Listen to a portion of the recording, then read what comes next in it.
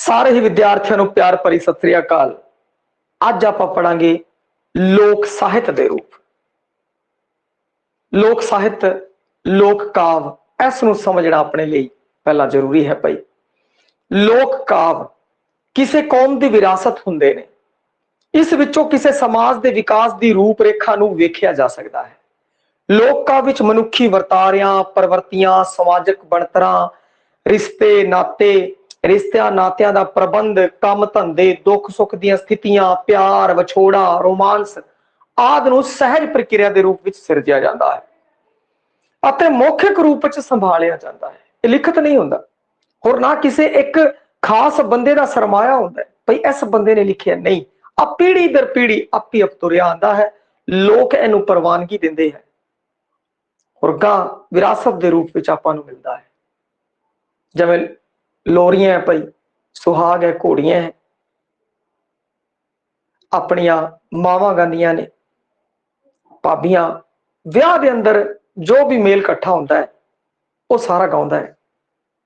ਔਰ ਉਹਨਾਂ ਵਿੱਚੋਂ ਕਈ ਜਨਾਨੀਆਂ ਤਾਂ ਇਹ ਜਿਹੀਆਂ ਹੁੰਦੀਆਂ ਨੇ ਜਿਨ੍ਹਾਂ ਕੋਈ ਬਹੁਤ ਉਹਨਾਂ ਕੋਲ ਸਰਟੀਫਿਕੇਟ ਨਹੀਂ ਹੈ, ਵੱਡੇ ਵੱਡੇ ਬਹੁਤ ਪੜ੍ਹੇ ਲਿਖੇ ਨਹੀਂ ਹੈ, ਪਰੰਤੂ ਉਹਨਾਂ ਨੂੰ ਬਹੁਤ ਘੋੜੀਆਂ ਯਾਦ ਹੈ, ਬਹੁਤ ਸੁਹਾਗ ਦੇ ਗੀਤ ਯਾਦ ਹੈ, ਬਹੁਤ ਬੋਲੀਆਂ ਉਹਨਾਂ ਨੂੰ ਯਾਦ ਹੈ। ਉਹਨਾਂ ਨੇ ਕਿੱਥੋਂ ਸਿੱਖੀਆਂ? ਕਿਸੇ ਕਿਤਾਬ ਚੋਂ ਨਹੀਂ ਸਿੱਖੀਆਂ।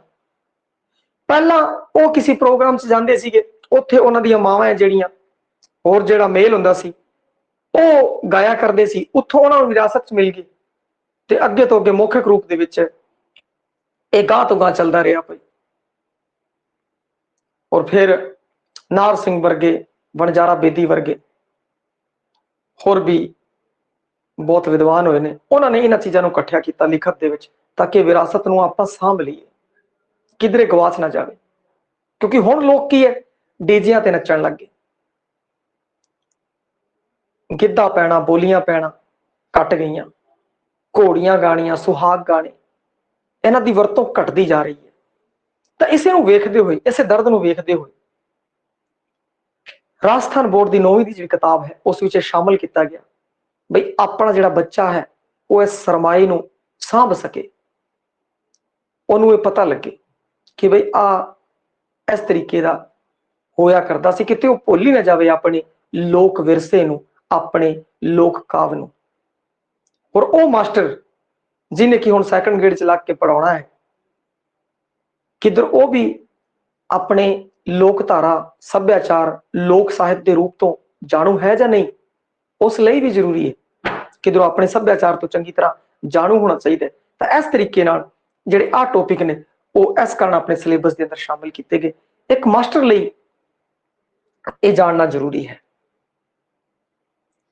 ਲੋਕ ਕਾਵ ਕਿਸੇ ਸੱਭਿਆਚਾਰ ਦਾ ਆਧਾਰ ਹੁੰਦੇ ਨੇ। ਲੋਕ ਕਾਵ ਮਨੁੱਖ ਦੇ ਜਨਮ ਤੋਂ ਲੈ ਕੇ ਮਰਨ ਤੱਕ ਜ਼ਿੰਦਗੀ ਦੇ ਵੱਖ-ਵੱਖ ਮੌਕਿਆਂ ਤੇ ਉਸਦੇ ਅੰਗ ਸੰਗ ਹੁੰਦੇ ਨੇ। ਮਰਨ ਦੇ ਟਾਈਮ, ਜਨਮ ਹੋਇਆ ਉਸ ਟਾਈਮ ਵੀ ਗੀਤ ਵਗੈਰਾ ਗਾਏ ਜਾਂਦੇ, ਜਦੋਂ ਵਿਆਹ 'ਚ ਜਾਂਦਾ ਤਾਂ ਬੋਲੀਆਂ ਪਾਉਂਦੇ ਹੈ, ਗਿੱਧੇ ਦੀਆਂ ਬੋਲੀਆਂ, ਸੁਹਾਗ, ਘੋੜੀਆਂ, ਥਾਲ, ਸਿੱਠਣੀਆਂ, ਬਹੁਤ ਸਾਰੇ ਲੋਕ ਕਾਵ ਰੂਪ ਪ੍ਰਚਲਿਤ ਨੇ। ਪੀੜੀ ਦਰ ਪੀੜੀ ਆਪੀ ਅਫਗਾਨ ਨੂੰ ਚਲੇ ਆ ਰਹੇ ਹੈ। ਕੋਈ ਖਾਸ ਲੇਖਕ ਇਹਨਾਂ ਦਾ ਨਹੀਂ ਹੈ ਬਈ ਜਿਹੜੀ ਬੋਲੀ ਹੈ ਇਹਨੇ ਲਿਖੀ ਹੈ, ਜਿਹੜਾ ਘੋੜੀ ਹੈ ਇਹਨੇ ਲਿਖੀ ਹੈ, ਨਹੀਂ। ਆਪੀ ਵਿਰਾਸਤ ਦੇ ਰੂਪ 'ਚ ਗਾਂ ਤੋਂ ਗਾਂ ਤੁਰੀ ਜਾਂਦੇ ਨੇ। ਲੋਕ ਕਾਵ ਇੱਕ ਅਜਿਹੀ ਸਿਰਜਣਾ ਹੁੰਦਾ ਹੈ ਜਿਸ ਵਿੱਚ ਲੋਕ ਮਨ ਦੀ ਪੱਧਰ ਤੇ ਸਮਾਜਿਕ, ਆਰਥਿਕ, ਰਾਜਨੀਤਿਕ ਅਤੇ ਸੱਭਿਆਚਾਰਕ ਪਰਿਸਥਿਤੀਆਂ ਦੇ ਅਨੁਭਵ ਨੂੰ ਜ਼ਬਾਨ ਮਿਲਦੀ ਹੈ। ਕਿਉਂਕਿ ਘੋੜੀਆਂ ਅੰਦਰ, ਸੁਹਾਗ ਦੇ ਅੰਦਰ ਜੋ ਵੀ ਮੈਟਰ ਹੈ, ਜੋ ਵੀ ਵਿਸ਼ਾ ਹੈ ਉਹ ਕਿੱਥੋਂ ਹੈ? ਸਮਾਜਿਕ, ਆਰਥਿਕ, ਰਾਜਨੀਤਿਕ, ਸੱਭਿਆਚਾਰਕ ਹੈ ਭਾਈ। ਬੋਲੀਆਂ ਤਾਂ ਤੁਸੀਂ ਜ਼ਿਆਦਾ ਜਾਣੂ ਹੋਵੋਗੇ ਭਾਈ, ਕੁੜੀਆਂ ਤਾਂ ਖਾਸ ਤੌਰ ਤੇ ਜਾਣੂ ਹੋਣਗੀਆਂ। ਉਹਦਾ ਵਿਸ਼ਾ ਕੀ ਹੈ? ਵਿਸ਼ਾ ਤਾਂ ਆਹੀ ਹੈ, ਆਰਥਿਕ ਹੈ, ਸਮਾਜਿਕ ਹੈ, ਰਾਜਨੀਤਿਕ ਹੈ, ਸੱਭਿਆਚਾਰਕ ਹੈ, ਸਹੁਰੇ ਘਰ ਦੀ ਗੱਲ ਹੈ, ਪੇਕੇ ਘਰ ਦੀ ਗੱਲ ਹੈ, ਪਿੰਡ ਦੀ ਗੱਲ ਹੈ, ਕੋਈ ਵੀ ਛੇੜ ਹੈ ਉਹ ਉਸ ਵਿੱਚ ਚੱਲਦੀ ਹੈ। ਸੁਹਾਗ ਅੰਦਰ ਕੀ ਮੈਟਰ ਹੈ, ਘੋੜੀਆਂ ਅੰਦਰ ਕੀ ਹੈ, ਕੀਰਨੇ ਵਗੈਰਾ, ਇਹ ਸਭ ਆਪਾਂ ਅੱਗੇ ਪੜਾਂਗੇ, ਸਿੱਠਣੀਆਂ ਦੇ ਬਾਰੇ ਵੀ। ਇਸ ਕਰਕੇ ਲੋਕ ਕਾਵਿ ਵਿੱਚ ਅਨੁਭਵ ਦੀ ਪੇਸ਼ਕਾਰੀ ਨਿਰਉਦੇਸ਼ ਰੂਪ ਵਿੱਚ ਹੁੰਦੀ ਹੈ। ਕੋਈ ਉਦੇਸ਼ ਨਹੀਂ ਹੁੰਦਾ ਬਈ ਆਪਾਂ ਉੱਥੇ ਬੋਲੀ ਪਾਣੀ ਹੈ, ਵਿਆਹ 'ਚ ਬੋਲੀ ਪਾਣੀ ਹੈ, ਅਗਲੇ ਬੋਲੀਆਂ ਪਾਉਂਦੇ ਹੈ। ਆਪੀ ਉਚੇਚੇ ਤੌਰ ਤੇ ਲੋਕ ਹੈ ਇਸ ਵਿੱਚ ਭਾਗ ਲੈਂਦੇ ਹੈ। खुशी ਲਈ, आनंद ਲਈ। इस विच लोकां दे भावां दी तर्जमानी, अपने भावां नूं बयान करदे है। भाभी है वो उसकी बोली पाती है, देर जीजे दी, साली दी, होर सुहाग है, उन्होंने एक खुशी नूं माणदे ने भाई। पंजाबी लोक काव्य की अपनी एक बलवान परंपरा है। पंजाबियों ने अपने लोक काव्य नूं धीआं पुत्रां वांग ही पालिया है, उनकी वरतों करते हैं उस तरीके नाल ही। यह लोक काव्य पीढ़ी दर पीढ़ी पंजाबी लोक जीवन के नाल नाल ही तुरदा आ रहा है। इसकी मड़क ते गड़क समय दियां मारां सहंदी हुई अपनी होंद नूं कायम हजे भी रखी बैठी है। पंजाबी लोक काव्य का खेत्र बहुत विशाल है और उन्हां विचों कुछ वनगियां अपने सिलेबस के अंदर है, आपां वो करांगे। पहला है जी लोरियां। लोरियां तो शुरुआत करांगे। जदों आपां छोटे होंदे सी तां अपनी मां ने आपां नूं लोरियां सुणाइयां और ओ ऐ करके लोरी सुनाना, सो जा काका सो जा, होर भी बहुत तरीके दे, बच्चा चुप हो जाए और सो जाए। अज भी की कहते हैं कि मां है अपने बच्चे नूं चुप कराने लई, पराउण लई उहनूं गोद च लैंदी है, अपने सीने नाल ला जदों लांदी है उनका भी कालजा ठर जाता है बच्चे का भी। और वो बच्चा है उस मां जिहड़ी कि बहुत वड्डी गीतकार नहीं है, बहुत वड्डी कलाकार नहीं है, बहुत वड्डी सिंगर नहीं है, परंतु फिर भी की कहते हैं कि उनका वो सुनता है तो उस प्यार विच बह के वो बंदा है जिहड़ा सो जाता है बच्चा। ते आपां भी या अपने भी जिहड़े बच्चे हैं आपां इस तरीके का प्रयास करते हैं तो वो सो जाते हैं। देखो किन्नी मिठास होंदी है एक मां की आवाज दे विच, बच्चा पछाणदा है, उनकी खुशबू तक नूं पछाणदा हैगा है। लोरी बच्चे दे लालन अते सुआलन लई कीता स्वरां दा आलाप। पंच लाइन अगर कहीए तां आ होवेगी भाई, बच्चे दे लालन अते लालन पालन, बच्चे दे लालन अते सुआलन सोहण लई कीता स्वरां दा आलाप लोरी है। इनू लोलैबी भी कहते हैं अंग्रेजी दे विच भाई, अंग्रेजी शब्द है।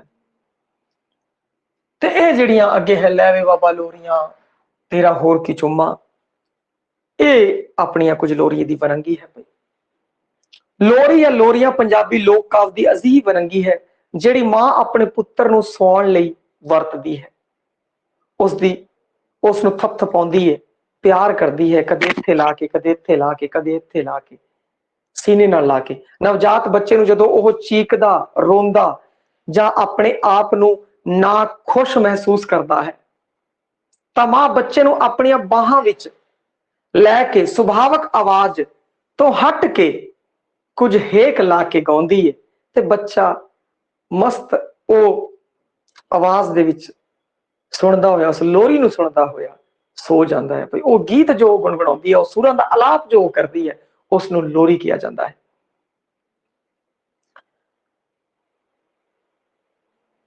लोरी तो भाव बच्चियां नूं सुआउण लई गाया जाण वालियां लैयां तो लिया जाता है, जिस लै विच उहदी मां गा दिंदी है बस वही लोरी है। दुनिया का कोई खिता मोह भिनियां लोरियां तो सखना नहीं। लोरियां गाते हैं, हिंदी वाले हिंदी च गाणगे, पंजाबी वाले पंजाबी, बागड़ी वाले बागड़ी, गुजराती वाले गुजराती च।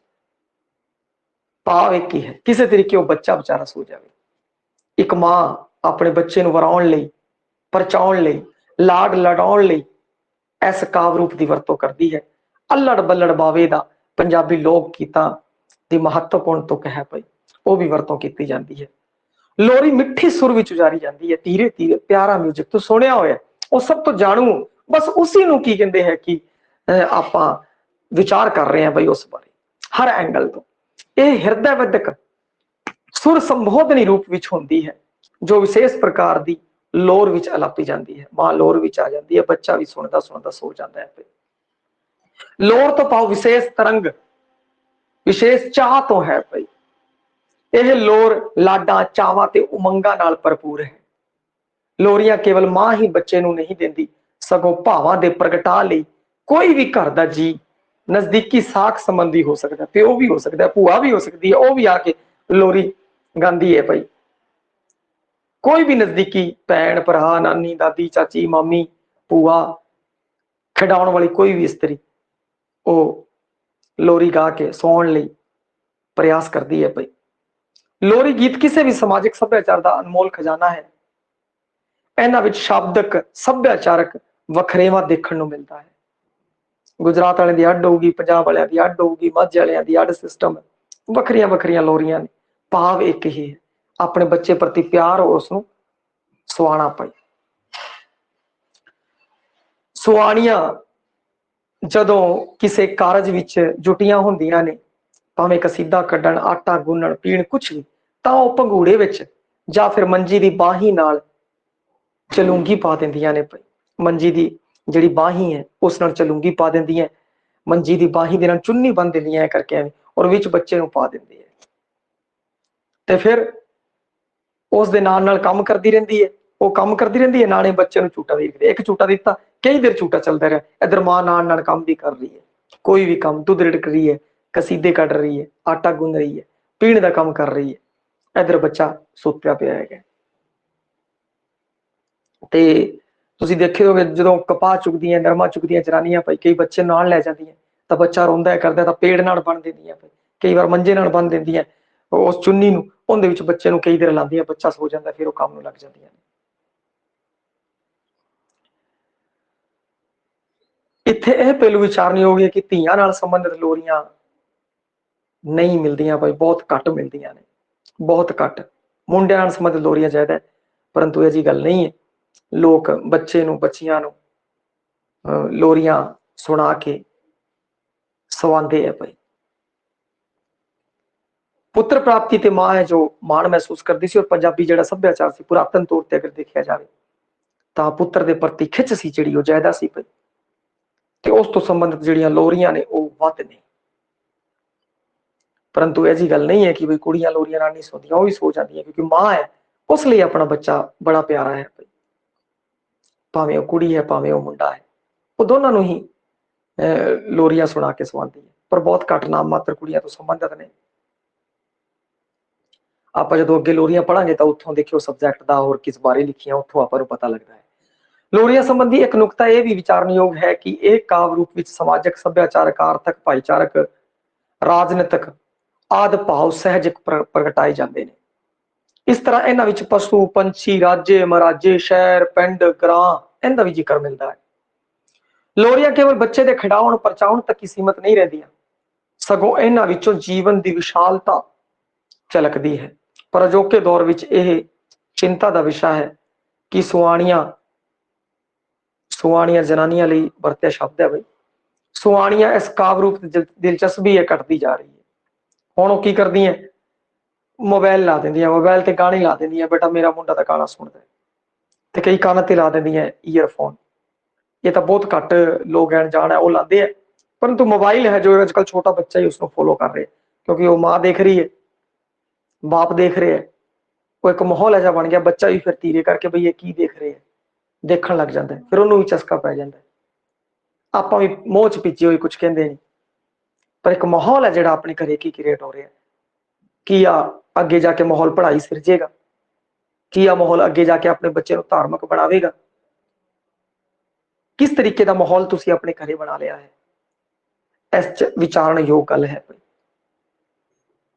ਜੇ ਤੁਸੀਂ ਮਾਹੌਲ ਬਣਾ ਕੇ ਰੱਖੋਗੇ, ਤੁਸੀਂ ਪੜੋਗੇ, ਕਰੋਗੇ, ਇੱਕ ਮਾਹੌਲ ਸਿਰਜੋਗੇ, ਤਾਂ ਆਪਣੇ ਆਪ ਬੱਚਾ ਵੀ ਇਸ ਤਰੀਕੇ ਨਾਲ ਮਾਹੌਲ ਚ ਉਸੇ ਤਰੀਕੇ ਨਾਲ ਢਲ ਜਾਏਗਾ। ਉਹ ਦੇਖੇਗਾ ਮੇਰੀ ਮਾਂ ਕਿਤਾਬ ਪੜ੍ਹ ਰਹੀ ਹੈ ਤਾਂ ਉਹ ਜਾ ਕੇ ਕਿਤਾਬ ਦੇਖੂਗਾ ਮਾਂ ਦੀ, ਫਰੋੜੂਗਾ, ਕਰੂਗਾ। ਜੇ ਮੋਬਾਈਲ ਦੇਖ ਰਹੀ ਹੈ ਤਾਂ ਅਗਲਾ ਮੋਬਾਈਲ ਦੇਖੂਗਾ, ਗਾਣੇ ਗਾ ਕੇ ਨੱਚ ਰਹੇ ਅਗਲੇ ਉਹ ਵੀ ਨੱਚ ਰਹੇ, ਤਾਂ ਉਹ ਜਿਹੜਾ ਤੁਸੀਂ ਮਾਹੌਲ ਸਿਰਜੋਗੇ ਉਹ ਜਿਹਾ ਮਾਹੌਲ ਸਿਰਜ ਜਾਵੇਗਾ, ਫਿਰ ਅੱਗੇ ਜਾ ਕੇ ਉਹ ਤੁਹਾਨੂੰ ਹੀ ਵੱਢਣਾ ਹੈਗਾ, ਉਸ ਦੇ ਫਲ ਭੁਗਤਣੇ ਹੈ। ਉਹ ਜਿਹਾ ਮਾਹੌਲ ਹੋਏਗਾ ਉਹ ਜਿਹਾ ਹੀ ਬੱਚਾ ਹੈ ਬਣ ਜਾਵੇਗਾ। ਜੇਕਰ ਇਸ ਲੋਕ ਵਿਰਸੇ ਦੀ ਪ੍ਰਵਰਤੀ ਨੂੰ ਸੁਰਜੀਤ ਰੱਖਣਾ ਹੈ ਤਾਂ ਸਮੇਂ ਦੀ ਲੋੜ ਅਨੁਸਾਰ ਇਹਨੂੰ ਸੰਭਾਲ ਕੇ ਰੱਖਿਆ ਜਾਵੇ ਭਾਈ, ਔਰ ਇਸੇ ਦਰਦ ਨੂੰ ਸਮਝਦੇ ਹੋਏ ਆਪਣੇ ਲੋਰੀਆਂ ਹੈ ਜੋ ਸ਼ਾਮਲ ਕੀਤੀਆਂ ਗਈਆਂ। ਲੋਰੀ ਦੀ ਵਰੰਗੀਆਂ ਦੇਖਦੇ ਆ ਬਈ ਕਿਹੜੀਆਂ ਕਿਹੜੀਆਂ ਲੋਰੀਆਂ ਆਪਾਂ ਨੂੰ ਧਿਆਨ ਹੋਣੀ ਚਾਹੀਦੀਆਂ, ਕਿਧਰ ਉੱਤੇ ਆ ਜੇ ਬਈ ਆ ਲੋਰੀ ਹੈ ਕਿ ਸੁਹਾਗ ਹੈ ਕੀ ਹੈ, ਉੱਥੇ ਇੱਕ ਲੈਣ ਆ ਜੇ ਤੇ ਆਪਾਂ ਨੂੰ ਦਿੱਕਤ ਨਾ ਹੋ ਜਾਵੇ। ਲੈ ਵੇ ਬਾਬਾ ਲੋਰੀਆ, ਲੈ ਵੇ ਬਾਬਾ ਲੋਰੀਆ, ਲੈ ਵੇ ਕਾਕਾ ਲੋਰੀਆਂ, ਲੈ ਵੇ ਬਾਬਾ ਲੋਰੀਆਂ, ਲੈ ਵੇ ਕਾका ਲੋਰੀਆਂ। ਹੁਣ ਦੇਖੋ ਕਾका आया, काकी नहीं आई। जमिया पूर कड़मिया, नाइया डूमा दी भागी जमिया, लै वे बाबा लोरियां, लै वे काका लोरियां। ते इस तरीके नाल होर भी लोरियां है। तेरा होर की चुम्मा, चुम्मा तेरी बां, तेरे सदके लैंदी मां, तेरा होर की चुम्मा हूं हूं। ਐਵੇਂ ਮਾਂ ਹੈ ਜਿਹੜੀ ਬੱਚੇ ਨੂੰ ਕਦੇ ਮੋਢੇ ਨਾਲ ਲਾ ਕੇ ਕਦੇ ਐ ਕਰਕੇ ਉਹ ਕਰਦੀ ਹੈ। ਉਹੀ ਇੱਥੇ ਗਾਣੇ ਦੇ ਅਖੀਰ ਚ ਲਿਖਿਆ ਹੈ ਭਾਈ। ਇਹ ਸਾਰੀਆਂ ਲੋੜੀਆਂ ਨਹੀਂ, ਲੋਰੀਆਂ ਹੈ, ਉਹ ਤੁਸੀਂ ਪੜ੍ਹ ਲੈਣੀਆਂ ਬਈ। ਸੌ ਜਾ ਕਾਕਾ ਸੌ ਜਾ, ਸੌ ਜਾ ਕਾਕਾ ਸੌ ਜਾਵੇ, ਤੇਰਾ ਨਾਨਾ ਆਇਆ ਵੇ, ਸੋਨੇ ਮੋਹਰਾਂ ਲੈ ਆਇਆ ਵੇ। ਸੌ ਜਾ ਕਾਕਾ ਸੌ ਜਾ, ਸੌ ਜਾਵੇ ਸੌ ਜਾ, तेरी नानी आई वे, क्यों पंजीरी ल्याई वे। सौ जा काका सौ जा, सौ जा काका सौ जा, सौ जावे सौ जा, तेरा मामा आया वे, 500 रोक ले आया वे। सौ जा काका सौ जा, सौ जा सौ जा। इस तरीके नाल ਜਿਹੜੇ ਹੈ ਇਹ ਬੜੀ ਹੀ ਪਪੂਲਰ ਲੋਰੀ ਹੈ ਭਾਈ, ਤੇ ਇਸ ਨੂੰ ਤੁਸੀਂ ਵੇਖ ਲੈਣਾ ਹੈ। ਅੱਗੇ ਹੁਣ ਆਪਾਂ ਗੱਲ ਕਰਦੇ ਹਾਂ ਸੁਹਾਗ ਦੀ। ਸੁਹਾਗ ਹੈ ਜਿਹੜਾ ਉਹ ਸੰਸਕ੍ਰਿਤ ਭਾਸ਼ਾ ਦਾ ਸ਼ਬਦ ਹੈ ਬਈ। ਸੰਸਕ੍ਰਿਤ ਭਾਸ਼ਾ ਦਾ ਸ਼ਬਦ ਸੌਭਾਗਯ ਹੈ, ਉਸ ਤੋਂ ਫਿਰ ਸੁਭਾਗ ਬਣ ਗਿਆ ਬਈ। ਸੁਭਾਗ, ਸੁਭਾਗ, ਸੁਹਾਗ। ਸੰਸਕ੍ਰਿਤ ਭਾਸ਼ਾ ਦਾ ਸ਼ਬਦ ਸੌਭਾਗਯ ਹੈ, ਜਿਸ ਦਾ ਅਰਥ ਹੈ श्रेष्ठ ਭਾਗ ਵਾਲਾ, ਚੰਗੀ ਕਿਸਮਤ ਵਾਲੀ। श्रेष्ठ ਭਾਗ ਵਾਲੀ, ਚੰਗੀ ਕਿਸਮਤ ਵਾਲੀ। ਜੀਵਤ ਪਤੀ ਲਈ ਪ੍ਰਤੀਕਾਤਮਕ ਸ਼ਬਦ ਹੈ, ਜਿੰਦਾ ਪਤੀ ਜਿਉਂਦਾ ਹੋਵੇ ਉਸ ਲਈ ਕਿਹਾ ਜਾਂਦੀ ਹੈ ਬਈ ਇਹ ਸੁਹਾਗਣ ਹੈ। ਉਸ ਲਈ ਪੰਜਾਬੀ ਲੋਕ ਕਾਵਿ ਰੂਪ ਦਾ ਵੱਡਾ ਹਿੱਸਾ ਪੰਜਾਬੀ ਜੀਵਨ ਦੇ ਵੱਖ-ਵੱਖ ਮੌਕਿਆਂ ਨਾਲ ਸੰਬੰਧਿਤ ਸੁਹਾਗ ਤੇ ਘੋੜੀਆਂ, ਵਿਆਹ ਦੇ ਮੌਕੇ ਤੇ ਗਾਏ ਜਾਣ ਵਾਲੇ ਵਿਸ਼ੇਸ਼ ਗੀਤ ਨੇ। ਸੁਹਾਗ ਗੀਤ ਦਾ ਸੰਬੰਧ ਧੀ ਵਾਲੀ ਧਿਰ ਨਾਲ ਤੇ ਘੋੜੀਆਂ ਦਾ ਸੰਬੰਧ ਪੁੱਤਰ ਧਿਰ ਨਾਲ ਹੁੰਦਾ ਹੈ। ਆਪਾਂ ਗੱਲ ਕਰ ਰਹੇ ਹਾਂ ਧੀ ਧਿਰ ਨਾਲ ਸੰਬੰਧਿਤ ਗੀਤ ਸੁਹਾਗ ਦੀ। ਸੁਹਾਗ ਦਾ ਜਿਹੜਾ ਅਰਥ ਹੈ, ਸੰਸਕ੍ਰਿਤ ਸ਼ਬਦ ਸੌਭਾਗਯ ਦਾ ਤਦਭਵ ਰੂਪ ਹੈ। ਸੌਭਾਗਯ ਤੋਂ ਭਾਵ ਚੰਗੀ ਕਿਸਮਤ। ਕਿਸੇ ਇਸਤਰੀ ਦਾ ਸੁਭਾਗ ਇਹੀ ਹੈ ਕਿ ਉਸਦਾ ਪਤੀ ਉਸਦੇ ਜੀਵਨ ਕਾਲ ਤੱਕ ਜਿਉਂਦਾ ਰਹੇ, ਬੁੱਢ ਸੁਹਾਗਣ ਰਵੇ। ਲੋਕ ਕਈ ਵਾਰ ਆਸ਼ੀਰਵਾਦ ਵੀ ਦਿੰਦੀਆਂ ਬੁੜੀਆਂ ਬਈ, ਬੁੱਢ ਸੁਹਾਗਣ ਰਵੇ ਬੇਟਾ, ਬਈ ਬੁੱਢੀ ਹੋ ਜਾਓ ਉਦੋਂ ਵੀ ਸੁਹਾਗਣ ਰਵੇ ਤੂੰ। ਇਸ ਲਈ ਸੁਹਾਗ ਸ਼ਬਦ ਜੀਵਤ ਪਤੀ ਲਈ ਪ੍ਰਤੀਕਾਤਮਕ ਸ਼ਬਦ ਬਣ ਗਿਆ ਹੈ। ਇਸ ਸ਼ਬਦ ਤੋਂ ਸੁਹਾਗਣ ਸ਼ਬਦ ਬਣਿਆ ਹੈ ਬਈ, ਜਿਸ ਤੋਂ ਭਾਵ ਹੈ ਸੌਭਾਗਯ ਵਾਲੀ ਇਸਤਰੀ, ਸੁਹਾਗਣ, ਸੁਹਾਗਣ। ਸੁਹਾਗ ਦਾ ਅਰਥ ਹੈ ਖੁਸ਼ਨਸੀਬੀ। ਸੁਹਾਗ ਦਾ ਅਰਥ ਹੈ ਖੁਸ਼ਨਸੀਬੀ, ਪਤੀ ਦੀ ਹੋਂਦ, ਚੰਗੇ ਭਾਗਾਂ ਵਾਲੀ ਇਸਤਰੀ ਆਦਿ ਮੰਨਿਆ ਜਾਂਦਾ ਹੈ। ਪੇਂਡੂ ਸੁਆਣੀਆਂ ਲੰਬੇ ਸੁਹਾਗ ਦੀਆਂ ਅਸੀਸਾਂ ਦਿੰਦੀਆਂ ਨੇ ਬਈ ਚਿਰ ਜੀਵੇ, ਬੁੱਢ ਸੁਹਾਗਣ ਹੋਵੇ। ਇਹਨਾਂ ਗੀਤਾਂ ਦਾ ਸਿਲਸਿਲਾ ਕੁੜੀ ਵਾਲੇ ਘਰ ਵਿਆਹ ਤੋਂ ਕੁਝ ਦਿਨ ਪਹਿਲਾਂ ਤੋਂ ਲੈ ਕੇ ਵਿਆਹ ਵਾਲੇ ਦਿਨ ਤੱਕ ਨਿਰੰਤਰ ਚੱਲਦਾ ਰਹਿੰਦਾ ਹੈ। ਜਦੋਂ ਵੀ ਵਿਆਹ ਹੁੰਦਾ ਤੁਸੀਂ ਵੇਖਿਆ ਹੋਵੇਗਾ ਤਾਂ ਆਪਾਂ ਸੱਦਾ ਦੇਣ ਜਾਂਦੇ ਹਾਂ ਭਈ ਗੀਤਰਾ ਸ਼ੁਰੂ ਹੋ ਗਈਆਂ, ਆਓ ਗੀਤਰਾ ਗਾਣ। ਹੁਣ ਧੀਰੇ ਧੀਰੇ ਵੱਧਦਾ ਘਟਦਾ ਜਾ ਰਿਹਾ ਬਈ। ਪਹਿਲਾਂ 15 ਦਿਨ ਪਹਿਲਾਂ ਜਨਾਨੀਆਂ ਲੱਗ ਜਾਂਦੀਆਂ ਸੀ ਬਈ ਸੁਹਾਗ ਦੇ ਗੀਤ ਗਾਣ, ਮੁੰਡੇ ਘਰੇ ਘੋੜੀਆਂ ਦੇ ਗੀਤ ਗਾਣ, ਬੋਲੀਆਂ ਪਾਣ, ਗਿੱਧਾ ਪਾਣ। ਪਰੰਤੂ ਹੁਣ ਦੇਖੋ ਨਾ ਸੁੰਗੜ ਕੇ ਕਿੰਨੇ ਦਿਨ ਰਹਿ ਗਏ, 4 ਦਿਨ। ਹੁਣ ਲੇਟੈਸਟ ਮਹੱਲੇ 'ਚ ਸਾਡੇ ਵਿਆਹ ਹੋਇਆ ਸੀਗਾ ਤੇ 3 ਦਿਨ ਗੀਤ ਗਾਏ ਅਗਲਿਆਂ ਨੇ। ਪਹਿਲੇ ਦਿਨ ਸ਼ੁਰੂ ਕੀਤੇ, ਦੂਜੇ ਦਿਨ ਮਤ, ਤੀਜੇ ਦਿਨ ਭੋਗ। ਮਤਲਬ ਇੰਨਾ ਫਾਸਟ ਹੋ ਗਏ ਲੋਕ। ਇਹ ਚਾਹੁੰਦੇ ਨਹੀਂ ਬਈ ਐਵੇਂ ਖੇਚਲ ਹੋਵੇ ਨਹੀਂ ਜ਼ਿਆਦਾ। ਪਰੰਤੂ ਦੇਖੋ ਕਿੰਨਾ ਪਿਆਰ ਪ੍ਰੇਮ ਸੀਗਾ ਪਹਿਲੇ ਜ਼ਮਾਨੇ 'ਚ, ਸਿਸਟਮ ਸੀ ਭਾਈ। ਕੁੜੀ ਦੇ ਘਰੇ ਸੁਹਾਗ ਦੇ ਗੀਤ, ਕੁੜੀ ਦੇ ਜਿਸ ਕੁੜੀ ਦਾ ਵਿਆਹ ਹੈ ਉਸ ਦੇ ਘਰੇ ਸੁਹਾਗ ਦੇ ਗੀਤ ਨਿਰੰਤਰ ਗਾਏ ਜਾਂਦੇ ਨੇ ਜਿੰਦੇ ਤੱਕ ਵਿਆਹ ਨਹੀਂ ਹੋ ਜਾਂਦਾ। ਇਹ ਲੋਕਾਂ ਗੀਤ, ਇਹ ਲੋਕ ਗੀਤਾਂ ਵਿੱਚ ਵਿਆਹੀ ਜਾਣ ਵਾਲੀ ਮੁਟਿਆਰ ਦੀਆਂ ਸਦਰਾਂ ਨੇ, ਕਾਮਨਾਵਾਂ ਨੇ, ਕਲਪਨਾਵਾਂ ਨੇ। ਚੰਗੇ ਸੋਹਰੇ ਘਰ ਦੀ ਲੋਚਾ ਹੈ, ਸੋਹਣੇ ਘਰ ਦੀ ਕਾਮਨਾ ਹੈ ਬਈ ਤੇਰਾ ਸੋਹਰਾ ਘਰ ਐਵੇਂ ਹੈ, ਐਵੇਂ ਹੈ। ਕੁਝ ਬਾਬਲ ਦੀਆਂ ਰੀਝਾਂ ਨੇ। ਸਬਜੈਕਟ ਕੀ ਹੈ, ਵਿਸ਼ਾ ਕੀ, ਆਪਾਂ ਨੂੰ ਪਤਾ ਹੈ। ਆਪਾਂ ਇਹਨਾਂ ਚੀਜ਼ਾਂ ਨੂੰ ਸੁਣਿਆ ਹੋਇਆ ਹੈ। ਵਿਆਹ 'ਚ ਗਏ ਹੈ, ਉੱਥੇ ਭਾਵੇਂ ਅੱਜ ਕੱਲ ਗੀਤ ਕੱਟ ਕਰ ਦਿੱਤੇ ਹੋ, ਪਰੰਤੂ ਫਿਰ ਵੀ ਜੇ ਤੁਸੀਂ ਸੁਣੋਗੇ ਉਹਨਾਂ ਨੂੰ, ਤੁਸੀਂ ਵੇਖੋ ਇਹਨਾਂ ਦਾ ਸਬਜੈਕਟ ਕੀ ਹੈ। ਉਸ ਬੱਚੀ ਦਾ ਸਦਰਾਂ, ਕਾਮਨਾਵਾਂ, ਕਲਪਨਾਵਾਂ, ਚੰਗੇ ਸੋਹਰੇ ਘਰ ਦਾ ਚਾਅ, ਸੋਹਣੇ ਘਰ ਦੀ ਕਾਮਨਾ, ਉਸ ਬਾਬਲ ਦੀ ਤਾਂਗ, ਉਹ ਜਿਹੜੀਆਂ ਗੱਲਾਂ ਨੇ ਇਹਦਾ ਵਿਸ਼ਾ ਹੈ। ਤਾਂ ਇਹ ਆਪਣੇ ਤੋਂ ਆਪਾਂ ਇਹਨਾਂ ਨੂੰ ਗਾਇਆ ਹੋਇਆ ਹੈ ਜਾਂ ਫਿਰ ਗਾਉਂਦੇ ਵੇਖਿਆ ਸੁਣਿਆ ਹੈ। ਤਾਂ ਇਹਨਾਂ ਦਾ ਵਿਸ਼ਾ ਕੀ ਹੈ, ਆ ਕੀ ਹੈ, ਇਹਨਾਂ ਚੀਜ਼ਾਂ ਤੋਂ ਆਪਾਂ ਜਾਣੂ ਹੈ, ਆਪਣੇ ਦਿਮਾਗ ਦੇ ਅੰਦਰ ਹੈ, ਉਸੇ ਨੂੰ ਫੋੜ ਕੇ ਕੱਢ ਲਓ ਬਈ। ਜਾਂ ਉਸੇ ਬਾਰੇ ਦੁਬਾਰਾ ਸੋਚੋ, ਮੈਂ ਉਸ ਵਿਆਹ 'ਚ ਗਿਆ ਸੀ, ਉੱਥੇ ਉਹ ਗੀਤ ਗਾ ਰਹੀ ਸੀ, ਇਸ ਗੀਤ ਦਾ ਸਬਜੈਕਟ ਆ ਸੀ ਬਈ। ਅੱਗੇ ਜਾ ਕੇ ਗੱਲ ਕਰਾਂਗੇ ਇਹਨਾਂ ਬਾਰੇ। ਇਹ ਲੋਕ ਗੀਤਾਂ ਵਿੱਚ ਵਿਆਹੀ ਜਾਣ ਵਾਲੀ ਮੁਟਿਆਰ ਦੇ ਪੇਕੇ ਸਹੁਰੇ ਪਰਿਵਾਰ ਦੇ ਜੀਆਂ ਦਾ ਜ਼ਿਕਰ ਵਾਰ-ਵਾਰ ਆਉਂਦਾ ਹੈ। ਪੇਕੇ 'ਚ ਮਾਂ, ਪਿਓ, ਭਰਾ ਸਭ ਦਾ, ਸਹੁਰੇ ਪਰਿਵਾਰ ਦਾ ਵੀ ਤੇਰਾ ਪਤੀ ਐਵੇਂ ਹੈ, ਸਹੁਰਾ ਹੀ ਜਾ ਹੈ, ਇਸ ਬਾਰੇ ਜ਼ਿਕਰ ਆਉਂਦਾ ਹੈ। ਓਪਰੇ ਅੰਡਿੱਠੇ ਰਿਸ਼ਤਿਆਂ ਦੀ ਸਾਂਝ, ਆਪਣਤ ਬਾਰੇ ਕਾਮਨਾ ਦੀ ਕਲਪਨਾ ਕੀਤੀ ਜਾਂਦੀ ਹੈ। ਹੋਰ ਤਰਲੇ ਭਰੀ ਤੇ ਕਰਨੂਮਈ ਬੋਲੀ ਵਿੱਚ ਵੀ ਪ੍ਰਗਟਾ ਹੁੰਦੀ ਹੈ, ਕਿਉਂਕਿ ਵਿਛੋੜਾ ਹੋਣਾ ਹੈ। ਇਸ ਤੋਂ ਬਾਅਦ ਕੁੜੀ ਨੇ ਵਿਆਹ ਕੇ ਬਗਾਨੇ ਘਰੇ ਚਲਾ ਜਾਣਾ ਹੈ, ਜਿਹੜਾ ਕਿ ਆਉਣ ਵਾਲੇ ਟਾਈਮ 'ਚ ਉਹਦਾ ਖੁਦ ਦਾ ਘਰ ਬਣ ਜਾਵੇਗਾ।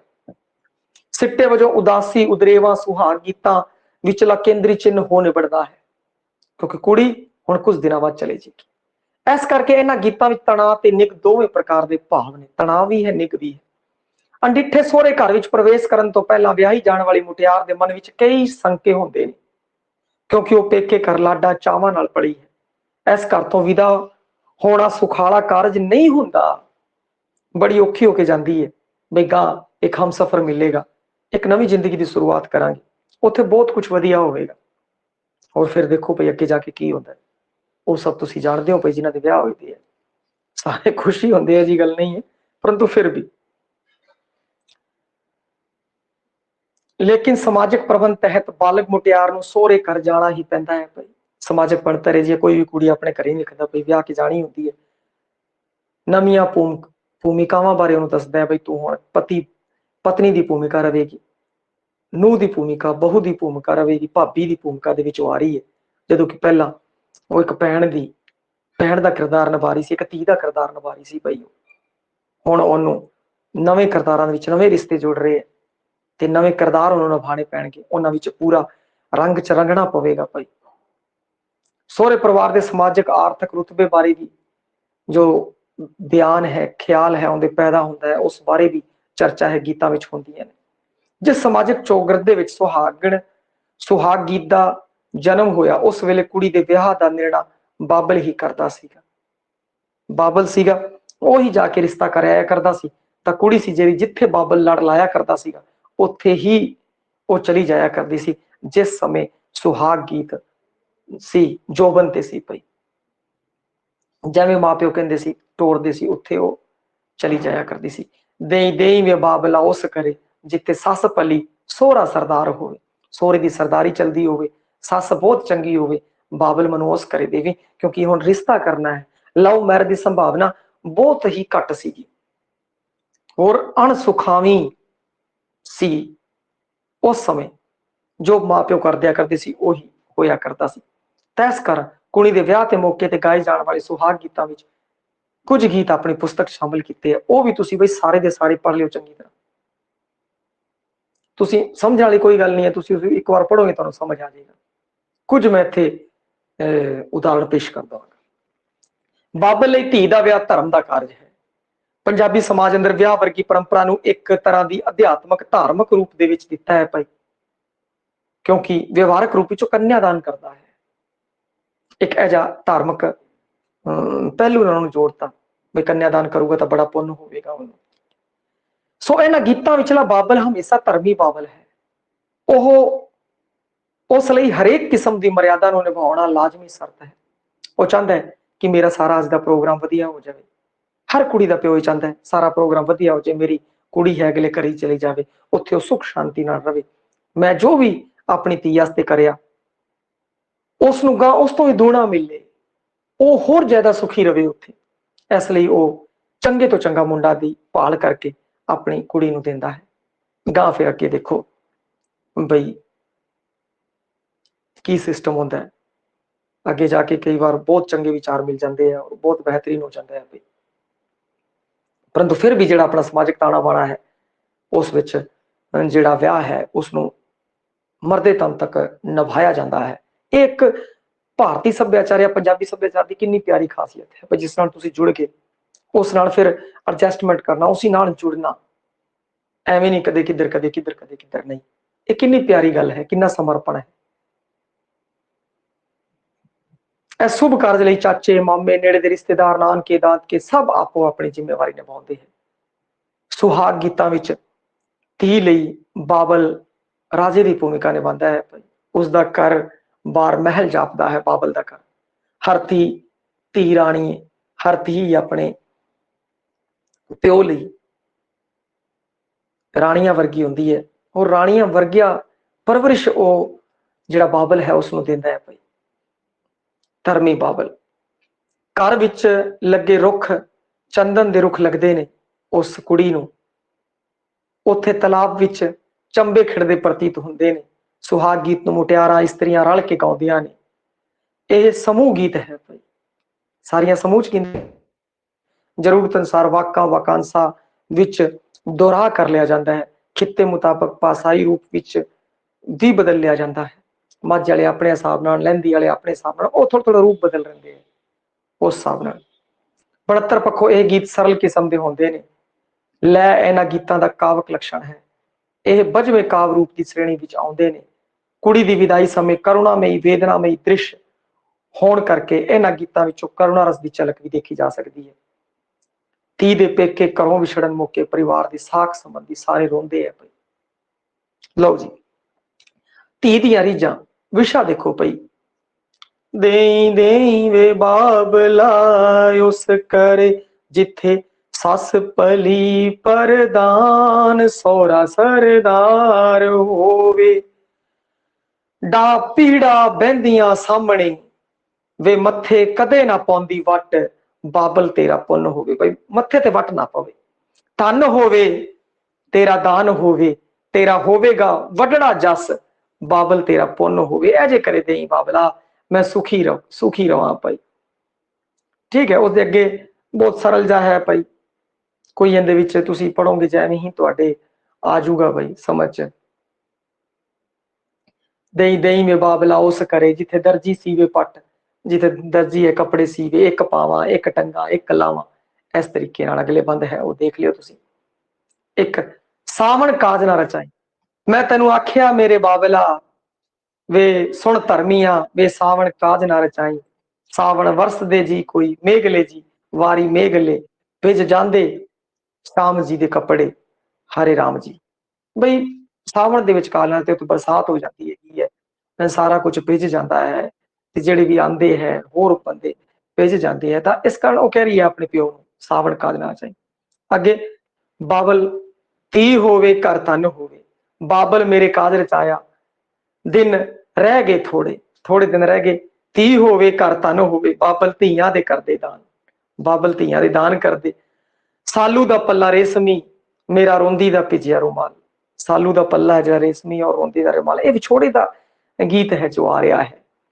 ਤੇ ਇਸ ਵਿੱਚ ਤੁਸੀਂ ਪੜੋਗੇ ਕੋਈ ਇੱਥੇ ਉਹ ਨਹੀਂ ਹੈ ਜਿਵੇਂ ਚਾਚੇ ਮੇਰੇ ਕਾਜ ਰਚਾਇਆ ਦਿਨ ਰਹਿ ਗਏ ਥੋੜੇ, ਦਿਨ ਥੋੜੇ ਰਹਿ ਗਏ ਬਸ। ਕਿਉਂਕਿ ਲੋਕ ਗੀਤ ਹੈ, ਲੋਕ ਗੀਤ ਦੇ ਵਿੱਚ ਇੰਨਾ ਔਖਾ ਨਹੀਂ ਹੁੰਦਾ, ਸੌਖਾ ਬਈ ਪੜ੍ਹਦੇ ਹੀ ਸਮਝ ਆ ਜੇ। ਜਿਵੇਂ ਬੇਟੀ ਚੰਨਣ ਦੇ ਓਲੇ ਕਿਉਂ ਖੜੀ, ਮੈਂ ਤਾਂ ਖੜੀ ਥਾਂ ਬਾਬਲ ਦੇ ਬਾਹਰ ਬਾਬਲ ਵਰ ਲੋੜੀਏ। ਬੇਟੀ ਕਿਹੋ ਜਿਹਾ ਵਰ ਲੋੜੀਏ, ਉਹ ਕਹਿੰਦੀ ਨੀ ਜਾਈਏ ਕਿਹੋ ਜਿਹਾ ਵਰ ਲੋੜੀਏ। ਬਾਬਲ ਜਿਉ ਤਾਰਿਆਂ ਵਿੱਚੋਂ ਚੰਨ, ਚੰਨਾਂ ਵਿੱਚੋਂ ਕਾਨ ਕਨਈਆ ਵਰ ਲੋੜੀਏ। ਬਈ ਕਾਨ ਕਨਈਆ ਕਿਰਸ਼ਨ ਜੀ ਵਰਗਾ ਵਰ ਲੋੜ ਕੇ ਦੇ ਮੈਨੂੰ। ਅੱਗੇ ਫਿਰ ਦੱਸਿਆ ਕਹਿ ਜਾ ਵਰ ਲੋੜੀਏ, ਫਿਰ ਦੱਸਦੀ ਐ ਜਾ ਸਾਡਾ ਚਿੜੀਆਂ ਦਾ ਚੰਬਾ ਵੇ ਬਾਬਲ ਅਸਾਂ ਉੱਡ ਜਾਣਾ। ਬਹੁਤ ਮਸ਼ਹੂਰ ਸੁਹਾਗ ਗੀਤ ਹੈ ਬਈ। ਸਾਡਾ ਚਿੜੀਆਂ ਦਾ ਚੰਬਾ ਵੇ ਬਾਬਲ ਅਸਾਂ ਉੱਡ ਜਾਣ, ਸਾਡੀ ਲੰਬੀ ਉਡਾਰੀ ਵੇ ਬਾਬਲ ਕਿਹੜੇ ਦੇਸ ਜਾਣਾ। ਬਈ ਸਾਡਾ ਚਿੜੀਆਂ ਦਾ ਚੰਬਾ, ਜਿਵੇਂ ਚਿੜੀਆਂ ਦਾ ਚੰਬਾ ਹੈ ਉਹ ਦਾਣੇ ਚੁਗਦੀਆਂ ਫਿਰ ਉੱਡ ਜਾਂਦੀਆਂ ਹੈਗੀਆਂ। ਉਸੇ ਤਰੀਕੇ ਨਾਲ ਕੁੜੀਆਂ ਜਿਹੜੀਆਂ ਇੱਕ ਥਾਂ ਇੱਕ ਤ੍ਰਿੰਜਣ ਦੇ ਵਿੱਚ ਖੇਡੀਆਂ, ਜਿਨ੍ਹਾਂ ਨੇ ਚੌਲ ਪਕਾਇਆ ਖਾਧਾ, ਇੱਕ ਥਾਂ ਖੇਡਿਆ, ਕਿਉਂਕਿ ਪੁਰਾਣੇ ਟਾਈਮ 'ਚ ਤ੍ਰਿੰਜਣ ਸਾਰੇ ਇਕੱਠੇ ਹੁੰਦੇ ਸੀ, ਫਿਰ ਉਹ ਜੋ ਬਣਾਇਆ ਜਾਂਦਾ ਸੀ ਸਾਰੇ ਰਲ ਕੇ ਖਾਇਆ ਕਰਦੇ ਸੀ। ਤੇ ਨਾਨ ਇਕੱਠੇ ਪਲੇ ਖੇਡੇ, ਉਹ ਇੱਕ ਇੱਕ ਕਰਕੇ ਜਿਵੇਂ ਚਿੜੀ ਹੈ ਜਿਹੜੀ ਉੱਡਦੀ ਹੈ, ਉਵੇਂ ਉਹ ਬੱਚੀਆਂ ਇੱਕ ਇੱਕ ਕਰਕੇ ਕਿਸੇ ਬਗਾਨੇ ਦੇਸ਼ ਚਲੇ ਜਾਂਦੀਆਂ। ਫਿਰ ਉਹ ਕੋਈ ਸਮਾਗਮ ਜਦੋਂ ਹੁੰਦਾ ਹੈ, ਕੋਈ ਦਿਨ ਤਿਉਹਾਰ ਹੁੰਦਾ ਹੈ, ਉਸ ਦਿਨ ਹੀ ਉਹ ਇਕੱਠੀਆਂ ਹੋ ਸਕਦੀਆਂ, ਵਰਨਾ ਬਹੁਤ ਘੱਟ ਸਮਾਂ ਹੁੰਦਾ ਹੈ। ਛੁੱਟੀਆਂ 'ਚ ਜਦੋਂ ਜਾਂਦਾ ਤਾਂ ਹਰ ਕੋਈ ਨਹੀਂ ਆਈ ਹੁੰਦੀ, ਕੋਈ 5 ਦਿਨ ਪਹਿਲੇ, ਕੋਈ 10 ਦਿਨ ਪਹਿਲਾਂ ਆ ਜਾਂਦੀ ਹੈ। ਤਾਂ ਇਹ ਜਿਹਾ ਨਹੀਂ ਹੋ ਸਕਦਾ। ਤਾਂ ਉਸਨੂੰ ਕਹਿੰਦਾ ਸਾਡੀ ਲੰਬੀ ਉਡਾਰੀ ਹੈ ਬਾਬਲ, ਕਿਹੜੇ ਦੇਸ਼ ਜਾਣਾ, ਸਾਨੂੰ ਪਤਾ ਹੀ ਨਹੀਂ ਅਸੀਂ ਕਿਹੜੇ ਦੇਸ਼ ਜਾਣਾ, ਸਾਡੀ ਲੰਬੀ ਉਡਾਰੀ ਹੈ। ਤੇਰੇ ਮਹਿਲਾਂ ਦੇ ਵਿੱਚ ਵਿੱਚ ਵੇ ਬਾਬਲ ਢੋਲਾ ਨਹੀਂ ਲੱਗਦਾ, ਡੋਲਾ ਨਹੀਂ ਲੱਗਦਾ। ਇੱਟ ਇੱਟ ਪੁੱਟ ਦੇਵਾ, ਇੱਕ ਇੱਟ ਪੁੱਟ ਦੇਵਾ ਧੀਏ ਕਰ ਜਾ ਆਪਣੇ। ਕਹਿੰਦਾ ਡੋਲਾ ਨਹੀਂ ਲੱਗੀ ਜਾਂਦਾ, ਮੇਰਾ ਜਾਣ ਦਾ ਜੀ ਨਹੀਂ ਕਰੀਦਾ। ਕਹਿੰਦੀ ਮੈਂ ਇੱਟ ਪੁੱਟ ਦੇਣਾ, ਫਿਰ ਤੂੰ ਲੰਘ ਜਾਏਗੀ, ਪਰ ਜਾਣਾ ਜ਼ਰੂਰੀ ਹੈ। ਬੜੇ ਪਿਆਰੇ ਪਿਆਰੇ ਗੀਤ ਹੈ। ਤੁਸੀਂ ਕੋਈ ਵੀ ਗੀਤ ਪੜੋਗੇ ਅੱਗੇ, ਰੱਖ ਲੈ ਅੱਜ ਦੀ ਰਾਤ, ਬਾਬਲ ਵਿਦਾ ਕਰੇਂਦੇ ਆ ਮੈਨੂੰ, ਰੱਖ ਲੈ ਅੱਜ ਦੀ ਰਾਤ, ਵੀ ਮੈਨੂੰ ਇੱਕ ਰਾਤ ਰੱਖ ਲੈ। ਕਿ ਨਹੀਂ, ਇੱਕ ਰਾਤ ਵੀ ਰੱਖਣਾ, ਵੀ ਰਾਜੇ ਰਾਣੀਆਂ ਸਭ ਨੇ ਧੀਆਂ ਤੋਰੀਆਂ ਨੇ।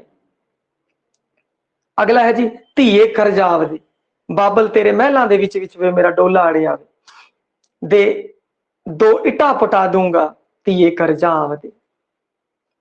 ਠੀਕ ਹੈ ਜੀ। ਫਿਰ ਉਸ ਤੋਂ ਬਾਅਦ ਜਿਹੜਾ ਇੰਨੇ ਹੀ ਹੈਗੇ ਆ, ਤੇ ਇਹਨੂੰ ਤੁਸੀਂ ਪੜ੍ਹ ਲਿਓ, ਸਮਝ ਲਿਓ, ਕੋਈ ਦਿੱਕਤ ਵਾਲੀ ਗੱਲ ਨਹੀਂ ਹੈ। ਬੜੇ ਹੀ ਸਰਲ ਹੁੰਦੇ ਆ ਲੋਕ ਕਾਵਿ ਰੂਪ, ਤੇ ਇਹਨਾਂ ਨੂੰ ਪੜ੍ਹ ਲਿਓ ਤਾਂ ਕਿ ਤੁਹਾਡੇ ਧਿਆਨ 'ਚ ਰਹਿਣ। ਇਹ ਜ਼ਰੂਰ ਧਿਆਨ 'ਚ ਰਹਿਣ ਕਿਹੜੀਆਂ ਕਿਹੜੀਆਂ ਚਿੜੀਆਂ ਦਾ ਚੰਬਾ ਕੀ ਹੈ, ਕਿਧਰ ਉੱਥੇ ਤੁਸੀਂ ਗੱਚਾ ਖਾ ਜਾਓ, ਇਹ ਜਿਹਾ ਨਹੀਂ ਹੋਣਾ ਚਾਹੀਦਾ। ਠੀਕ ਹੈ ਜੀ, ਧੰਨਵਾਦ।